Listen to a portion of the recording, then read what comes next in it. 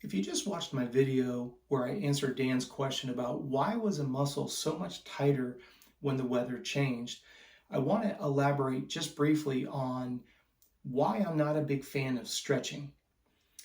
If you go back to that video, I talked about if you're holding one end of the rope and I'm holding the other and the rope is taut, if all of a sudden somebody came up and pushed the belly of that rope, it's either going to pull the rope out of the end is going to get pulled out of my hand, or it's going to get pulled out of yours because the rope is already tight and now somebody's trying to push on it.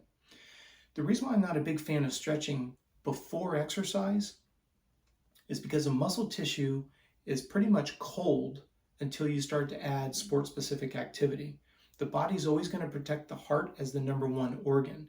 So when you get up in the morning, you want to exercise, you don't want to go stretch first because the blood is sitting centralized around the heart.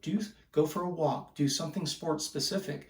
There's a ton of things that happen on that warm-up, but what you're doing is creating movement, you're creating friction. It opens up the blood vessels, vasodilation, brings warm blood to that tissue, and the tissue is going to naturally elongate. This is going to reduce your risk of tearing the muscle tissue because it's cold. I cannot tell you how many people that have presented themselves to our wellness clinics and said, I got injured while trying to stretch. So I just wanted to clarify why, if you see me talking on a public podcast and I say I'm not a fan of stretching, I am a very big fan of stretching after exercise because the core temperature of the muscle is at its highest.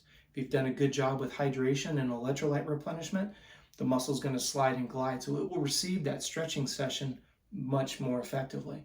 But doing it when the muscle is cold and it's short, and then doing it first thing in the morning is even worse because when you lay down at night, your body's always going to protect the heart during sleep, so it's going to centralize the blood around there. So I just wanted to clarify, I'm not against stretching, it's just knowing when to stretch.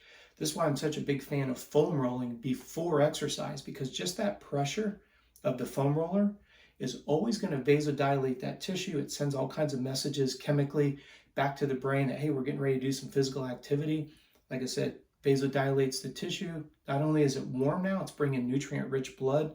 Those muscles are going to need glycogen as you continue to increase your intensity and or duration. So just wanted to clarify, try to foam roll before and do single muscle isolated stretches after exercise. That's been my experience on how to minimize the risk of an injury. So just want to make sure we clarify the error on that.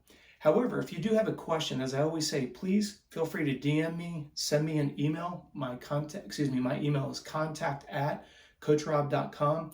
I appreciate you guys watching these videos and continue to send these questions in because these videos are all about your frustrations. Thanks for watching.